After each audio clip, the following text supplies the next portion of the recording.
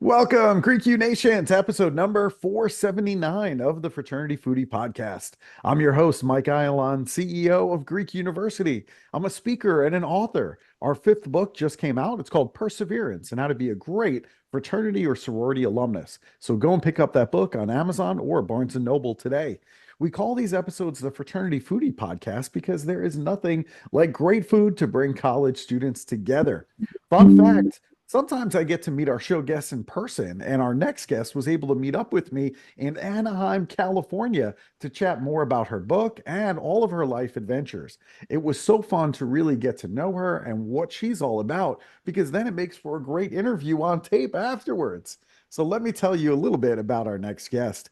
As a Chopra Center trained Primordial Sound Meditation instructor and a student of Eastern philosophy, Joy Green triumphed over her own adversities, which is why she's so passionate about sharing the profound benefits of meditation to help others overcome accumulated stress, break free from limiting beliefs, and conquer negative belief systems in the mind. Joy specializes in empowering those who have faced low self-esteem, self-destructive behavior, trauma, disease, help you break free and embrace a life of fulfillment and joy. Welcome to the show, Joy Green. Yes. I am here. I'm glad to be here with you today, Michael. Thank you. Of course, it is my pleasure. It was so great getting to know you in California last week. So I really enjoyed that. I've been looking forward to this particular talk. And I got to tell you, I read your book on the plane. It was fantastic. So I can't wait to talk more about it. Love that. I'm glad that worked with your journey and gave you a little bit of extra time to learn about me, and we can have this vibe together. Of course, of course. Now, I think it's helpful if you give our audience a little bit of background on your life because you're a survivor of childhood abuse, clinical depression, and even an attempted suicide as well. So, talk to our audience a little bit about your difficult childhood. Yeah, so that's a loaded gun, and we only have a short amount of time. So, and I want to keep my makeup from running. Yeah. But, the really big thing that I think a lot of us can relate to is as a child, I was happy, right? It wasn't like I had a miserable childhood, but I distinctly remember feeling very alone, very awkward, very disconnected, and very much so. I didn't understand who I was, right? Like not fitting in, right? I think a lot of kids feel that way, but it wasn't just I didn't fit in and I was different and I'm biracial, right? There were a lot of different elements, but really, I had an abusive stepfather. Mm. He had his own monsters and demons in his closet, right? So I'm not in a space of blame anymore, but just understanding. I went through a lot of severe physical corporal punishment, I think is what the term is, hitting with brushes and belts and cords and stuff that we know is abuse nowadays, right?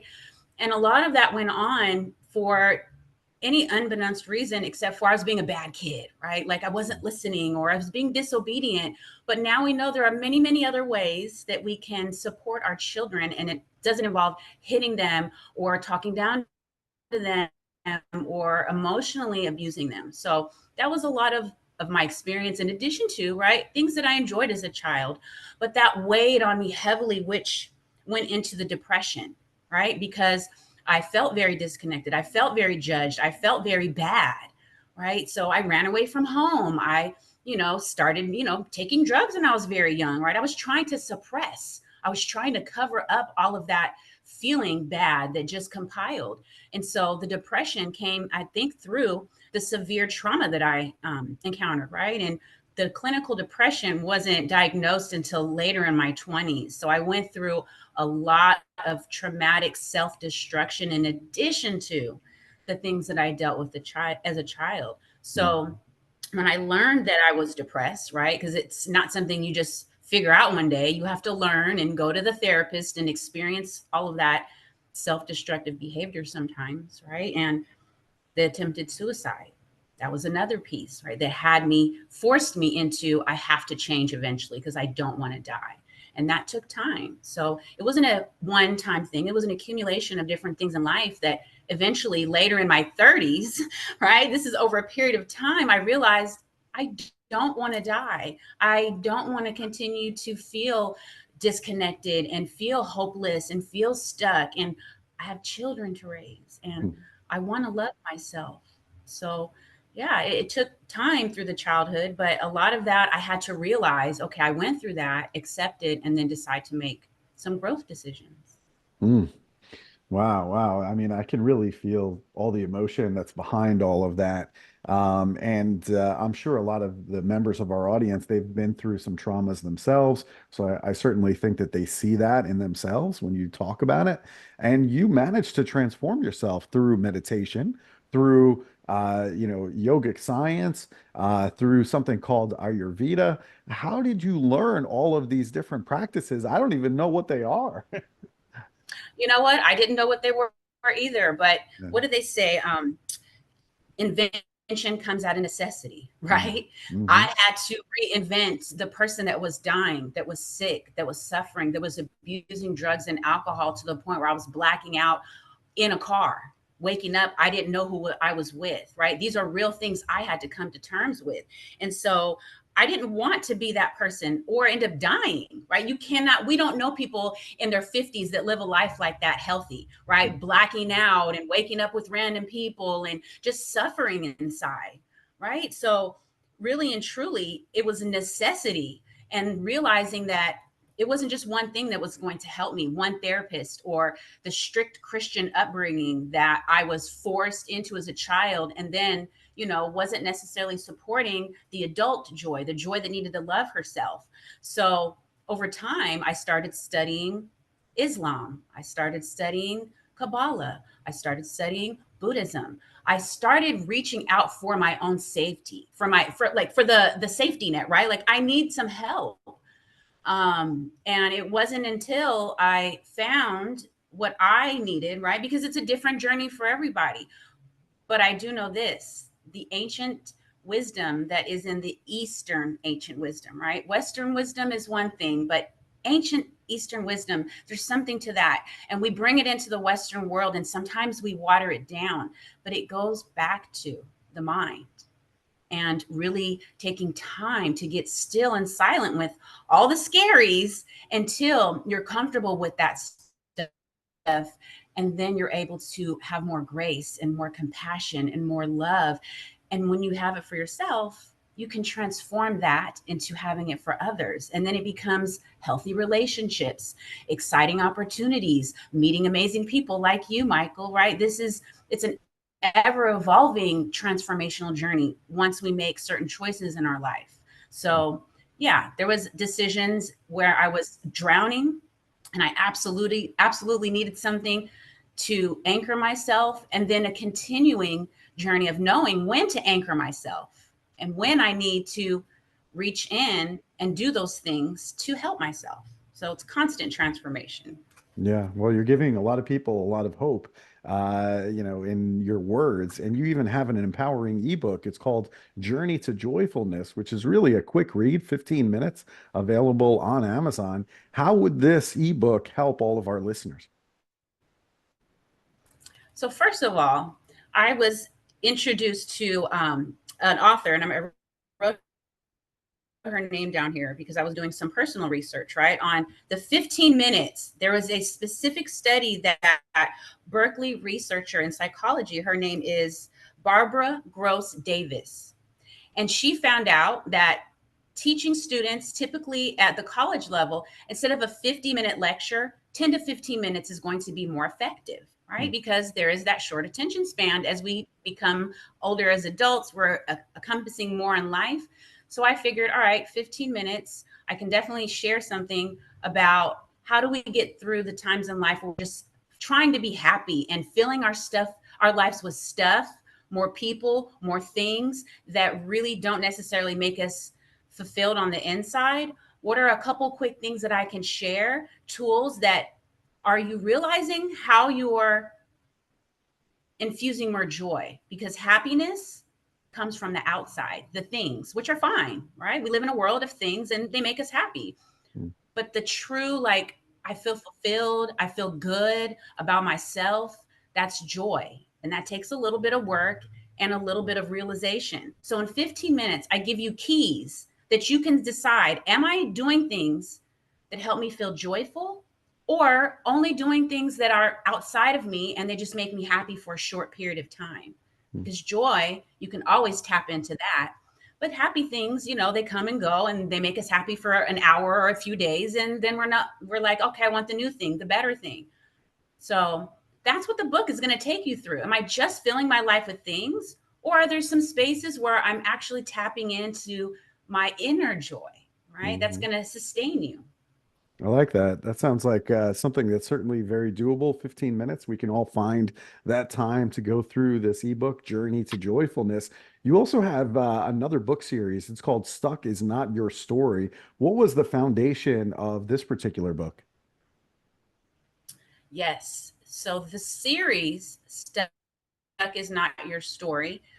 It's an anthology. So Mm. there are already a couple editions out, but I was involved in the edition I Overcame and Am Victorious. So that's the specific title that had to do with the overcoming that we're talking about, right? Hmm. Hmm. That stuck isn't my story anymore because I chose to acknowledge the stuckness that I was dealing with, right? And I talked about that, the trauma, the self-destructive behavior, the abuse of, external things, the stuckness of that, and then deciding to do something about it. But it's not a one day thing. It's constantly trying different things that I want to do to make those changes. Hmm. And so it's a compilation of multiple women that have been on a journey through getting unstuck. But in my case, I chose to find joy. So the chapter is I chose joy because ultimately I chose to love myself, to find myself. And like I said, joy is, it's in us. So we got to take a little time every day to find the joy within. Mm, yeah, I like that. That's really good stuff right there. Now, when talking to the college students today, they seem to struggle with productivity. Sometimes they struggle with meeting deadlines. They're certainly very busy. They're juggling college, they're juggling work, they're juggling relationships. What's your advice there in terms of productivity? I think we're all struggling with that, right? As working adults, students. Mhm. So yeah, and I'm taking classes myself, so I'm always learning. I'm a student of life, and that is an ongoing thing, right? Because it really goes back to your why. That's what I found. That if you have the big why, and that takes a little time, right? Of just deciding inside of yourself, who do I want to be in the world? How do I want to show up? And then doing the things, right? Organizing your life around what are the things I want to do, right? And not trying to do everything. Because I think a lot of us get stuck because we do try to do everything, and that's not attainable. So just figuring out a few things that you're really passionate about and sticking to them. And then organization, I use paper calendars. Like I keep it old school sometimes, notebooks, like Mhm. writing things down. I know that sometimes seems like, oh, it's so simple, but the simple things are sometimes the things that work the best. That's what I find. So yeah, writing things down, using your calendar, using your digital calendars in your phone to keep your life organized. Those are like great things that help me with being a coach, being in school, being a mom, being a wife, right? All the things in life. And then, like I said, knowing, all right, this doesn't really work for me, saying no sometimes, being okay with that because it's about your why. Knowing, okay, this is going to take me out of feeling good, feeling if it's drinking, right? Like going out and drinking with friends. That might not be a good idea at different points in your life. And sometimes you have to acknowledge that and maybe make a change because you're working towards that bigger why. So it's a little bit of balance. Yeah, I'm pretty old school too. I also have a planner that I just like hand write all of my days and everything that I've got going on each day. And you know what? I think one of the reasons why it just helps me to organize and to actually remember what I need to be doing. There's something about actual pen to paper that makes me retain the stuff so much better than if I were to use an electronic planner. So I don't know. Yeah, it works for me. So, all right. I So, agree. It works for me too. And if it broke, don't fix it. exactly. I'm not going to fix it because I just know that this is what works in my world. And you've also done a really good job, I think, of reinventing yourself and your business over time. And the reality is that sometimes we make a wrong turn and we think that a particular major in college or a particular career is exactly what we want, only to find out that something else is actually what really motivates us. So, how do you go about reinventing yourself when you know it's time to do so? Oh, that's a fun question because I don't ever know when it's time to do that. I think it's being aware, right? And just using a little bit of awareness in your own life. So when you're starting to feel stuck, because when you're aware and you're starting to feel that stuckness in life of maybe you're repeating a bad habit, right? That you're like, oh, I keep doing this thing and it takes me out of the feeling of creativity, right? Like just being aware of your space, of your mindset, you have an opportunity to then make a change because it's if you don't have awareness, how can you change anything? Mhm. Right. So I think just making a point to stay aware of yourself, of of how you show up, of your word, right? When you make a commitment, when you say you're going to do something, when you have, conversations, like all that awareness really helps you in life to make decisions when you're like, okay, I feel a little stuck, or I want to change this about this circumstance in my life, or I want to try a new job, or I want to learn this new skill, right? And not just being deadened to that inner voice that is pushing you to do those other things. Don't let fear get in the way of that because a lot of times it's fear that's telling us, oh, you're not good enough, or you already tried that, it didn't go good, or look at those people, or comparison. All that stuff isn't real. hmm One of the things that I've noticed in terms of just, success in business and in life is having this supportive and interconnected community around me. And I know you agree with that. You believe in fostering that community. How can our listeners make that happen on a college campus? Yes, y'all are in the best environment for that. On the campus, there are clubs, there are volunteer opportunities, communities, fraternities, sororities. I mean, teachers aid group, right? There's a ton of opportunity to find your safe community, right? And it takes getting out of your comfort zone sometimes, right? But there, get involved, get involved, do things that speak to your heart, to that fire in your belly, and you're in the perfect space. This Hmm is the opportunity to have those experiences, to try something that you're like, I didn't really like that. That's okay. Try something else, right? This is the space to do that in your experience on a college hmm campus. And I'll be honest, I did not take that step right after high school. I became a mom at 16. hmm That was my journey. But the best thing I've done for myself is along my journey, volunteering and getting involved with like CASA. They're a support organization for children in foster care, right? That's a very broken system. But I also find resignation with the children that experienced life issues, right? So I volunteer my time and the things I went through to support somebody in their life and their journey, right? So getting involved, volunteering, those are things that bring out the best in you, and you find your passion when you're bringing out the best in yourself. Yeah, and college is a great place to do that, to figure it all out. What does motivate you? What does create that fire in your belly? And if you fail at something or you don't like something, okay, so what? So you just move on. It's a lot easier to do that, I feel, when you're younger as opposed to later in life when you have all kinds of responsibilities, a family, you got to pay the mortgage, you got all these things that you got to worry about. So I think college is just the time to experiment and figure out what works for you and what doesn't work for you. And so, yeah, I agree with you. There's tons of opportunity to do it. I love that you're involved with CASA. CASA is actually the national philanthropy for Kappa Alpha Theta sorority. So I know they raise a ton of money to support CASA, which is just fantastic. And what's really great about CASA is sometimes there are new members of Kappa Alpha Theta sorority that find out after the fact that that's actually their national philanthropy. And they're like, oh my God, I had CASA when I was a kid. And so, like, it's this, like, just return to the beginning moment where they're like, this is wonderful. Now I get to pay it back so that way somebody else has that. Yes, So, absolutely. Paying yeah. it back, right? You hit it on the Hmm. head. Yeah, I like that a lot. Now, you also have another service that you offer that I think might be interesting for some of our college students. It's called Get Unstuck 1.0. What exactly is Get Unstuck 1.0? I'm glad you asked.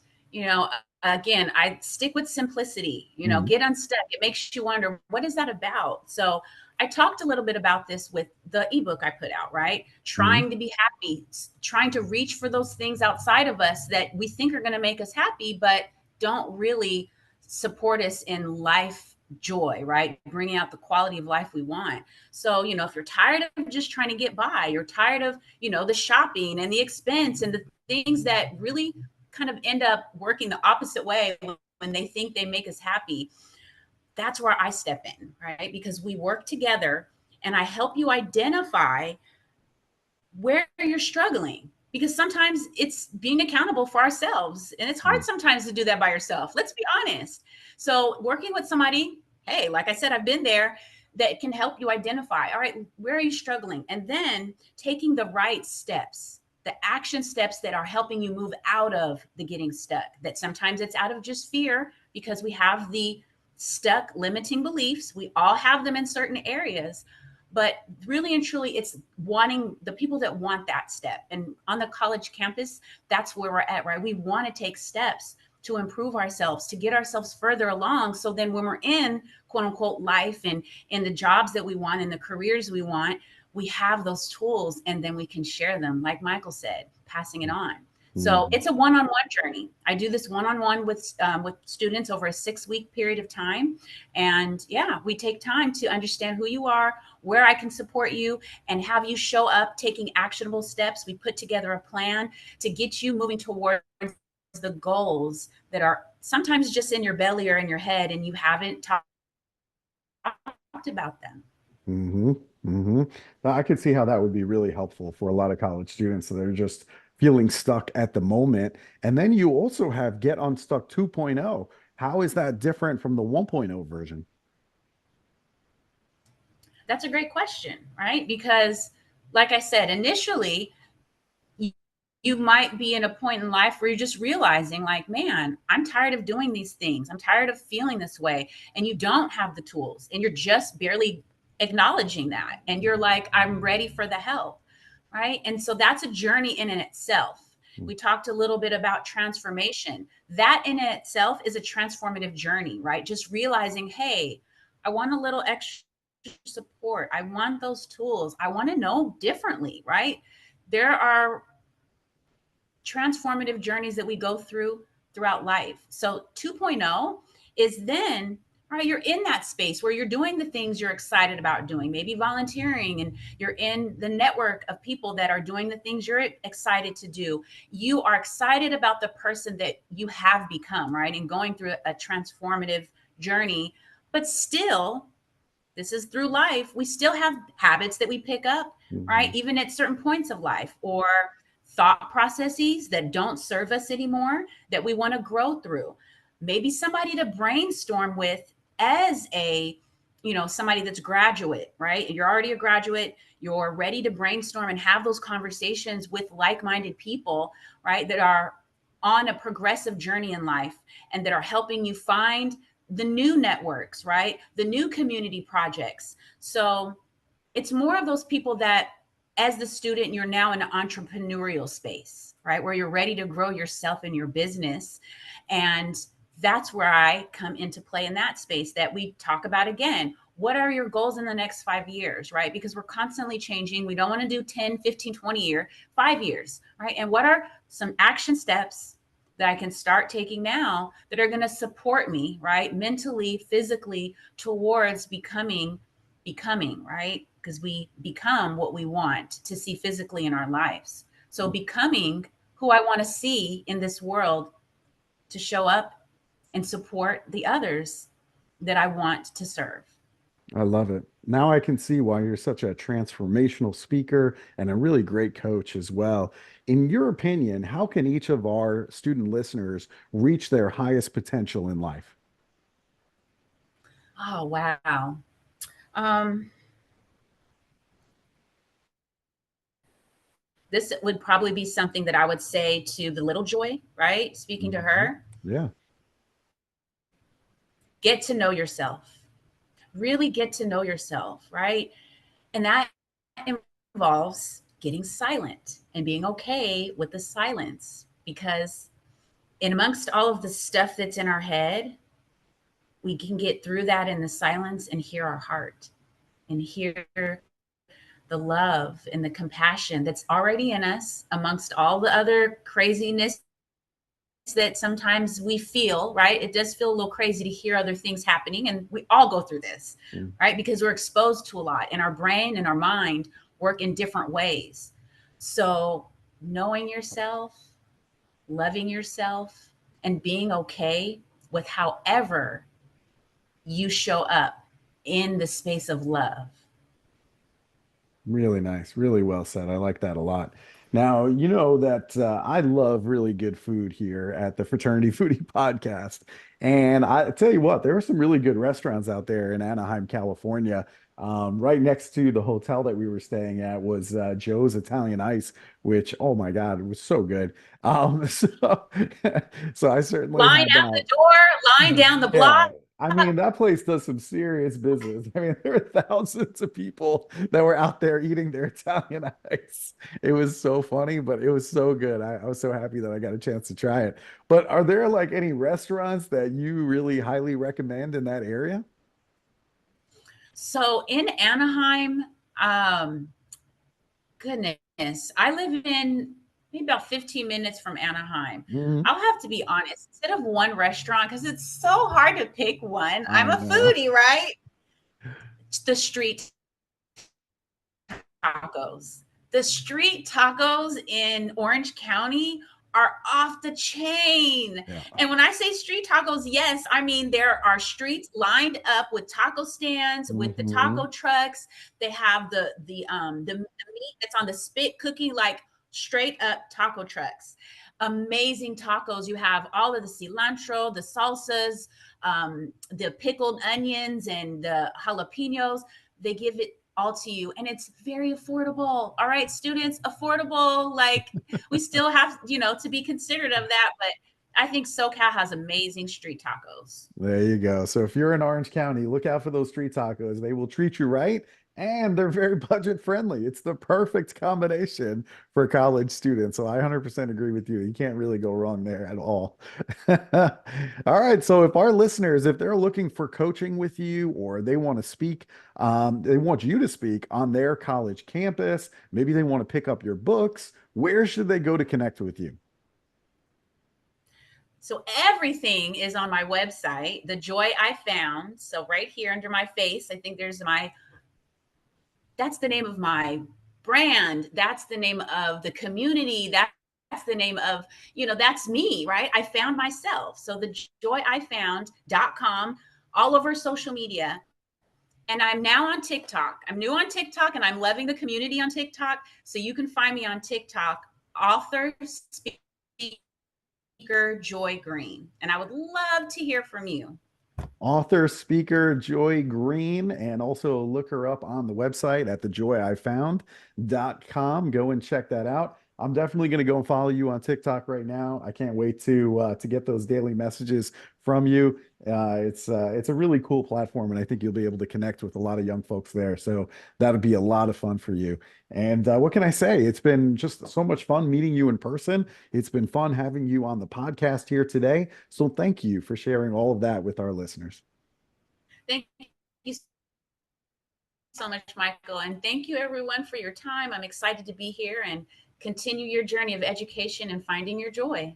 That's fantastic. And to our listeners, if you enjoyed this conversation with Joy, I want you to like it and I want you to share it with other college students on social media. And we hope to see you on the next episode of the Fraternity Foodie Podcast. Thanks for joining us. We'll see you next time.